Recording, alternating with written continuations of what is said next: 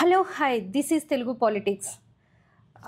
జగన్మోహన్ రెడ్డి ఓడిపోయిన తర్వాత ఫస్ట్ ప్రజల్లోకి ఆయన వచ్చారు. అంటే మీడియా ముందు ఫస్ట్ టైం మాట్లాడినప్పటికీ, గతంలో ఓడిపోయిన తర్వాత రిజల్ట్ వచ్చిన తర్వాత ఆయన మాట్లాడినప్పటికీ, ఇప్పుడు ప్రజల్లోకి కంప్లీట్గా ఆయన వచ్చారు. ఈరోజు నెల్లూరులో జైల్లో ఉన్న పిన్నెల్లిని పరామర్శించడానికి ఆయన వచ్చారు. ఇక్కడ మనం చూసుకుంటే ఆయన స్టైల్ కానీ అంతా మొత్తం కంప్లీట్గా మారిపోయిందేమో అనే విధంగా మనకి కనిపిస్తూ ఉంది. మామూలుగా ఆయన మీడియాతో మాట్లాడినా, లేకపోతే ఎప్పుడు ఇంతకుముందు స్పీచెస్ మనం ఏమి చూసినా కూడా ప్రేమలు, ఆప్యాయతలు, అనురాగాలు, అభిమానాలు, చల్లని దీవెనలు, లేకపోతే ఇలాంటి భాష అంతా ఆయన వాడేవాడు. అంతేకాదు ఆయన వేవ్ స్టైల్ కావచ్చు, ఏదైనా కొంత ఎబ్బెట్టుగా ఇంట్రావర్ట్గా ఉన్నట్టు ఆయన మాటలు కానీ అవన్నీ ఆయన బాడీ లాంగ్వేజ్లో తెలుస్తూ ఉండేవి.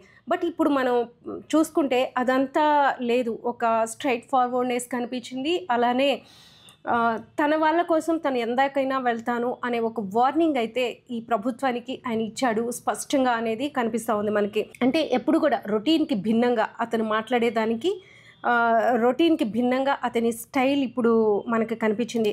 కార్యకర్తలు ఎలా కోరుకుంటున్నారో, ఏం కోరుకుంటున్నారో అది ఈరోజు జగన్మోహన్ రెడ్డి మాట్లాడిన విధానం కావచ్చు, లేకపోతే ఆయన వచ్చిన తీరు కావచ్చు, పరామర్శించింది ఇదంతా కూడా స్పష్టంగా చెప్తుంది. అయితే ప్రతిపక్షాల వాళ్ళు దీని మీద విమర్శలు కూడా చేస్తున్నారు. ఫస్టే ఆయన ప్రజల్లోకి వచ్చింది, జనంలోకి వస్తే ఇట్లా జైలుకి వెళ్ళి పరామర్శించాడు అనేది. ఇక్కడ పిన్నెల్లి ఏం తప్పు చేశాడు, ఆయన చేసిన తప్పులో నిజం ఎంత ఉంది, లేకపోతే దాన్ని అంటే ఆ పిన్నెల్లి ఇష్యూని మొత్తం కూడా మనం బేరీజ్ వేసుకోవడం కన్నా కూడా ఇక్కడ జగన్మోహన్ రెడ్డి స్టైల్ని తీసుకుంటే మనకి స్పష్టంగా కనిపించే విషయం ఏంటంటే ఒక క్లారిటీ. అంటే తన వాళ్ళ కోసం తాను ఎందాకైనా వెళ్తాను అని.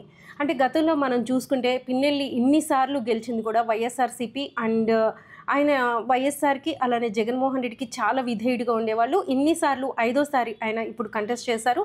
4 సార్లు గెలిచినా కూడా వైసీపీ నుంచి గెలవడం, అలానే జగన్మోహన్ రెడ్డి కాంగ్రెస్తో విభేదించి బయటకు వచ్చినప్పుడు ఆయనకి తోడుగా ఉండడం కానీ ఫస్ట్ నుంచి అంటే జగన్మోహన్ రెడ్డి కోసం ప్రాణాలు ఇచ్చే వ్యక్తి పిన్నెల్లి అని చెప్పి అందరూ కూడా అనుకుంటూ ఉంటారు. ఆ నియోజకవర్గంలో కావచ్చు, నాయకులు కావచ్చు. అలాంటి కొంతమంది నాయకులు జగన్మోహన్ రెడ్డి చుట్టూ ఇప్పటికీ ఉన్నారు. సో అలాంటి నాయకుడు తనకు కష్టం వచ్చి ఈరోజు జైల్లో పెడితే అక్కడికి వెళ్ళి పరామర్శించడం అనేది ఒక డైనమిక్ డెసిషన్గా ఇప్పుడు అందరూ కూడా పార్టీలో చెప్పుకుంటున్నారు. ఏదైతే జగన్మోహన్ రెడ్డి నుంచి కోరుకున్నారో అతన్ని వెళ్ళి పరామర్శించడం అనేది పార్టీ వర్గాల్లో ఒక ఉత్తేజాన్ని నింపిందని చెప్పుకోవచ్చు. అలానే మనం గతంలో చూసుకుంటే ఇక్కడ వైఎస్ఆర్తో మనం పోల్చుకుంటే వైఎస్ఆర్తో గౌరు వెంకటరెడ్డిని కూడా ఆ రోజుల్లో ఆయన జైలుకి వెళ్ళి పరామర్శించారు. అప్పుడు కూడా ఆయన మీద చాలా విమర్శలు వచ్చినాయి. అంటే నేరం చేసిన వ్యక్తుల దగ్గరికి ఈ లీడర్లు వెళ్ళి పరామర్శించడం, కానీ వాళ్ళు నమ్ముకున్న వాళ్ళ కోసం వాళ్ళు ఎందాకైనా వెళ్తారని అప్పట్లో రాజశేఖర్ రెడ్డి ప్రూవ్ చేశారు. ఇప్పుడు జగన్మోహన్ రెడ్డి కూడా అదే స్టైల్లో పిన్నెల్లిని పరామర్శించడం అనేది పార్టీ వర్గాల్లో ఈరోజు చర్చనీయాంశంగా మారిందని చెప్పుకోవచ్చు. ఇంకొకటి ఏంటంటే తను మారాడు, తను ఎంత స్ట్రైట్ ఫార్వర్డ్గా ఉన్నాడు అంటే ఈరోజు అతను మాట్లాడిన విధానం, జగన్మోహన్ రెడ్డి ఏదైతే మాట్లాడారో ఇదేమీ మేము రిక్వెస్ట్ చేయటం లేదు, ఇది వార్నింగే అని చెప్పేసి ఇలానే జరిగితే నెక్స్ట్ ఇదే మా వాళ్ళ నుంచి కూడా ఎదురవుతాయి, ఇదేది శాశ్వతం కాదు. సో ఈరోజు వచ్చిన దగ్గర నుంచి కూడా పరిపాలన మీద దృష్టి పెట్టకుండా మీరు ఓన్లీ దాడులు చేయటం మీదే దృష్టి పెట్టారు.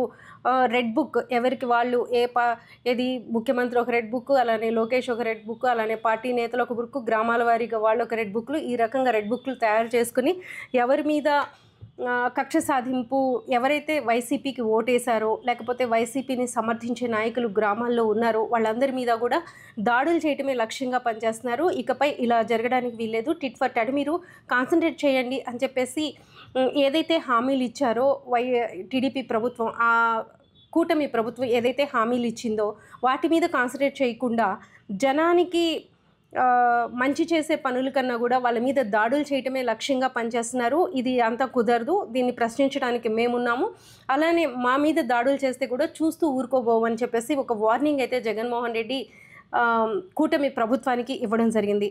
అయితే ఇక్కడ మనం ఇంకా కొన్ని విషయాలు చర్చించుకుంటే ఎప్పటికైనా కూటమికి కావచ్చు, లేకపోతే టీడీపీ కావచ్చు, ప్రత్యామ్నాయం మాత్రం జగన్మోహన్ రెడ్డి. ఇప్పుడు యాక్చువల్గా చంద్రబాబు మీద ప్రేమతోనో లేకపోతే దేని మీదో ప్రజలు అంటే జగన్మోహన్ రెడ్డికి ప్రత్యామ్నాయంగా టీడీపీని చూశారు కాబట్టి టీడీపీకి ఓటేస్తారు. ఇప్పటికీ ఇంకొక పార్టీ ప్రత్యామ్నాయం లేదు కాబట్టి టీడీపీకి కూటమికి ఎప్పటికైనా సరే ప్రత్యామ్నాయం జగన్మోహన్ రెడ్డి. సో ఇలానే చేసుకుంటూ పోతే ఇలా ఏదైతే వాళ్ళు ఇచ్చిన హామీలను నిలబెట్టుకోకుండా ఇలానే కక్ష సాధింపు చర్యలకు పోతే మళ్ళీ ప్రజలు వేరే విధంగానే తీర్పిస్తారనే ఒక సందేశాన్ని కూడా ఇచ్చాడు. అలానే మనం చూసుకుంటే ఇక్కడ ఉత్తరప్రదేశ్ అఖిలేష్ యాదవ్ని చూసుకుంటే 2012లో ఆయన ఫస్ట్ టైం ఎన్నికయ్యి ముఖ్యమంత్రిగా పనిచేశారు. తర్వాత 2017లో చాలా దారుణంగా 21% ఓట్లతోనే ఆయన ఓడిపోవడం జరిగింది. జగన్మోహన్ రెడ్డికైనా కనీసం 40% ఓటింగ్ పడింది. కానీ అఖిలేష్ యాదవ్కి ఉత్తరప్రదేశ్లో 2017లో కేవలం 21% ఓట్లు మాత్రమే వచ్చినాయి. అయితే ఇప్పుడు మళ్ళీ ఇప్పుడు జరిగిన పార్లమెంట్ ఎన్నికల్లో ఉత్తరప్రదేశ్లో అఖిలేష్ యాదవ్ తన ప్రభావాన్ని చాటాడు. మళ్ళీ 2 ఏళ్లలో అక్కడ అసెంబ్లీ ఎలక్షన్స్ రాబోతున్నాయి. అప్పుడు ఖచ్చితంగా ముఖ్యమంత్రి అయ్యే అవకాశాలు ఉన్నాయని చెప్పి కూడా సర్వేస్ కావచ్చు, లేకపోతే అక్కడ చూస్తున్న ఎలక్షన్ సినారియో ప్రజలు ఏం కోరుకుంటున్నారో అది చెప్తుంది. సో అలానే ఒక ప్రత్యామ్నాయం అనేది ఈ రాష్ట్రానికి జగన్మోహన్ రెడ్డే కాబట్టి మళ్ళీ వచ్చే అవకాశాలు ఉన్నాయని చెప్పేసి పార్టీ వర్గాలు కావచ్చు, ఈరోజు అతను వెళ్ళిన స్టైల్ కానీ మాట్లాడిన విధానం కానీ ఇవన్నీ అండగా ఉంటానని చెప్పడం కానీ ప్రభుత్వాన్ని ప్రశ్నిస్తాము అని చెప్పడం కానీ ఇవన్నీ కూడా ఒక వైసీపీకి ఒక శుభ సంకేతంగా కూడా చెప్పుకోవచ్చు. అలానే జగన్ని ఎలా చూడాలని కోరుకున్నారో వైఎస్ రాజశేఖర్ రెడ్డి లాగా అంటే చాలాసార్లు జగన్మోహన్ రెడ్డి ఓడిపోయినప్పుడు కూడా చాలామంది కామెంట్స్ చేశారు. ఏమని అంటే వాళ్ళ నాన్నకలా కాదు అని. వాళ్ళ నాన్నకలా కొడుకుండాలని రూల్ ఎక్కడుంది? ఎక్కడా లేదు. ఇప్పుడు చంద్రబాబుకి లాగా లోకేష్ ఉండరు, అలానే రాజశేఖర్ రెడ్డి గారిలాగా జగన్ కూడా ఉండరు. సో ఎవరి స్టైల్ వాళ్ళకు ఉంటుంది. అలానే ఆ స్టైల్ని కొంత ఇది చేస్తూ అప్పట్లో ఎలా అయితే గౌరవ్ వెంకటరెడ్డిని వైఎస్ఆర్ పరామర్శించారో అలానే ఇప్పుడు కూడా పిన్నెల్లిని జగన్మోహన్ రెడ్డి పరామర్శించడం అందరూ కూడా గుర్తు చేసుకుంటున్నారు రాజశేఖర్ రెడ్డిని. ఇంకొకటి ఏంటంటే ఈయన ఎప్పుడూ ఇంట్రావర్ట్గా ఉంటారు కదా, అలా కాకుండా జనంతో ఎలక్షన్ టైంలోనూ లేకపోతే కష్టం వచ్చినప్పుడునే కాకుండా అధికారంలో ఉన్నప్పుడు కూడా జనంతో కలిసి ఉంటే బాగుండేది. రాజశేఖర్ రెడ్డి గారు ఎవ్రీ డే 1 అవర్ ప్రజలకి అపాయింట్మెంట్ ఇచ్చేవారు, లీడర్లకు అపాయింట్మెంట్ ఇచ్చేవారు. ఆ స్టైల్ని కూడా జగన్ అడాప్ట్ చేసుకుంటే బాగుంటుంది అని ఈ సందర్భంగా కూడా అందరూ చర్చించుకుంటున్నారు. Please subscribe Telugu politics.